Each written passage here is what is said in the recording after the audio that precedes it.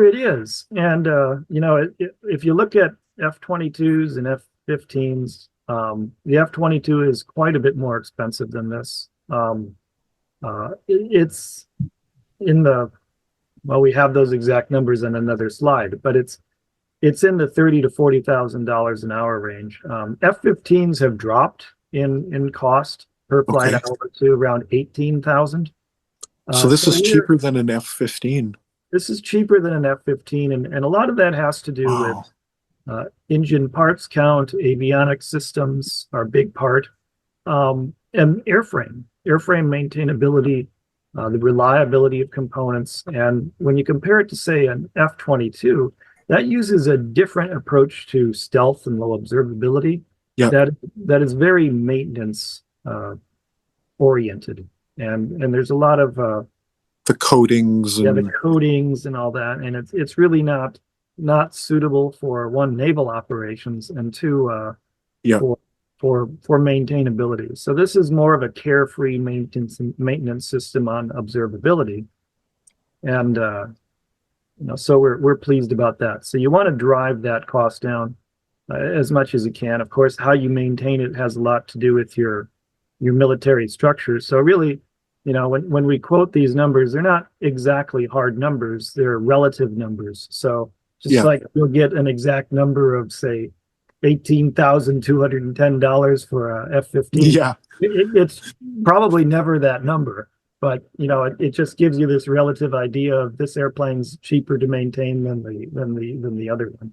Yeah. And part of I know that this is built out of a special material. I think there's going to be another slide that talks about the titanium diboride foam structure. Yeah. Yeah. I think it might be the next one. No, this one just talks a little bit more about all the specifications for the plane.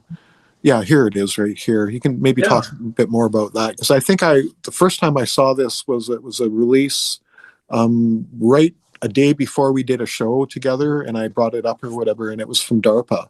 You had submitted this to Yeah. DARPA, I believe, right?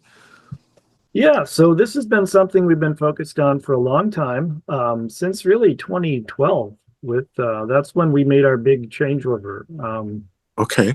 In about I've been very focused on composites for many, many years, and the composites technology was starting to include things like basalt fibers, and some high temperature resins. And we have two very high temperature composite resins that would work very well for high performance fighters. And Okay. we could build the Razor entirely out of basalt fiber and a high temperature resin. And we're at that level of technology now that we could build the airplane. That said, for our particular mission and the longevity of the airplane, we decided to go with this titanium foam metal sandwich and titanium diboride skins. And the titanium diboride is a metal matrix ceramic that is both high temperature, and it has some very amazing properties. So it's perfect for the needs of the Razor and other high performance aircraft and spacecraft. So there's certain Cool. things that, the foam metal sandwich technology itself, there's been a lot of work on it from a ballistic standpoint, and not just for like armor, for survivability against bullets, but really for micrometeor impacts. Oh, interesting. Yes. So this is really important if you're going to build a spaceship or a Yeah, space. spacecraft. And honeycomb is great, and you see honeycomb throughout the early NASA space capsules, all of them. I mean, Honeywell is used throughout the aerospace industry, especially for space vehicles. Challenge with honeycomb is that it has huge open gaps, Yeah. and Yeah. almost 99% of it is penetratable by a meteor. Yeah, definitely. So with all the space junk and micrometeors out there, you need something that can provide a layer of protection. And so we can adjust the density of the foam. And it's very similar conceptually to having a surfboard. You have a foam and then you have fiberglass. Well, Yeah. that's kind of how I grew up with airplanes. You can go into your hangar or your basement to your garage and carve yourself a shape and then fiberglass it, and voila, you have a surfboard or an airplane. Yeah. And this is more sophisticated than that, but it's conceptually the same thing. It's a foam and it's metal or metal ceramic. And Metal so ceramic. Yeah. that's really neat. And so we reduce a lot of parts count. And so if you look at the internal structure of our airplanes, there's less stuff inside structurally because more of the strength is in the skin. Oh, okay. Some of our images are a little deceptive because we actually have fewer bulkheads than are in here. And so, Yeah. like our Stiletto airplane, that will be a honeycomb sandwich aircraft. And Yep. that's really not a combat airplane. It is a fighter, but it's not intended to go into close support type missions. Yeah. And it has a different role. Yeah. The Razor, however, is far faster. It's more sophisticated, and it is intended to go into heavy combat. And so, having something that's very survivable, very resistant to vibration is all important. And the other important consideration with the Razor, other than temperature, is, and of course, the low observability features. Just is the stiffness of the design and its ability to operate at very high altitudes. So you want, skins that are suitable for that with the foam structure. Yeah. The other thing I noticed here too, because I know about Scandia aluminum, Yep. which was the Russian thing, right? But you've got Scandium titanium alloy. What's up with that? So that gets into, and you brought up Pete Peterson in the past. So Yep.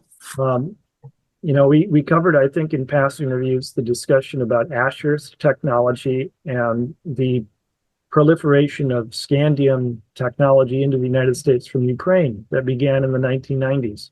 Mm-hmm.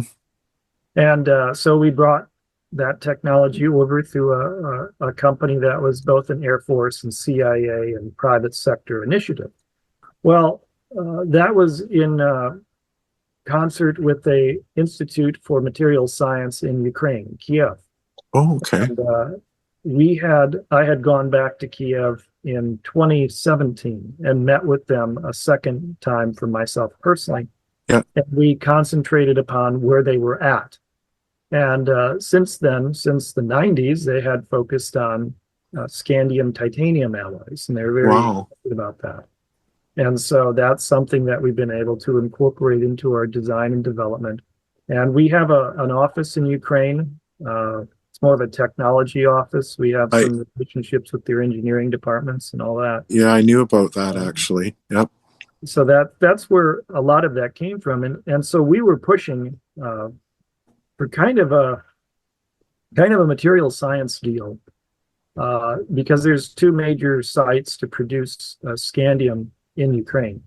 And when you hear on the news that there's a mineral deal, resources deal in the works, that ties into that. So there's certain resources that Ukraine has that the reality is that if Ukraine shifted their focus and they concentrated upon advanced technology and industrialization and mining, they could probably be one of the wealthiest countries in Europe.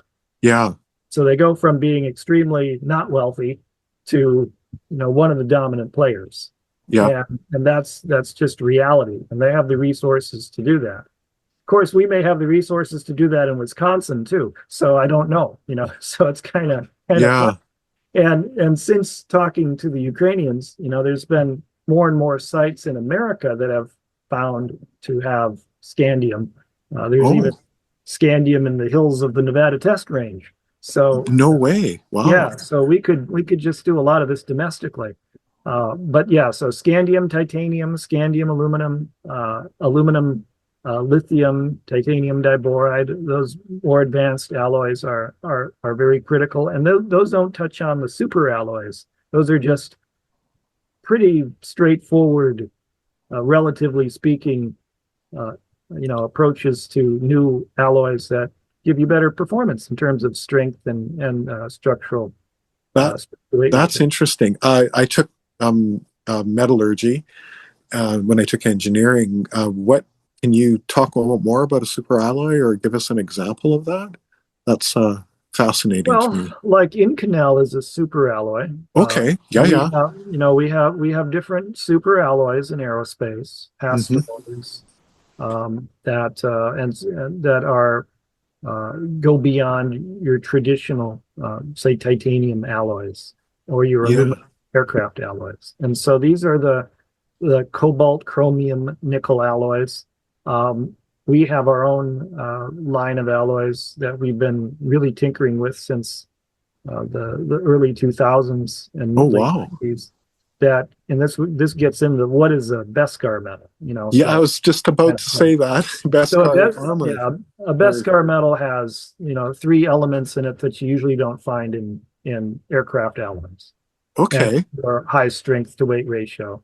And there was some talk of different high performance alloys out of the Idaho National Labs that they were focused on, and you can look up, if you were to Google alloy that's as strong as titanium, but half the weight of aluminum or something like that. Hmm. Those exist, and it's a matter Wow. of producing them. So that's a lot of fun, and it's just not too popular. But super alloys, especially in jet engines, is really critical. Of course, then you have your metal ceramics like titanium diborides, and Yeah. you know, Didn't you say once before that you can use that in your engines that you're going to build? yes, yeah, that's a Yeah. big part of what we're doing. That's so the engines that we're building for the aircraft, and the engine came out of a need to build a Mach 4 airplane. If you have, Yeah. so this is a little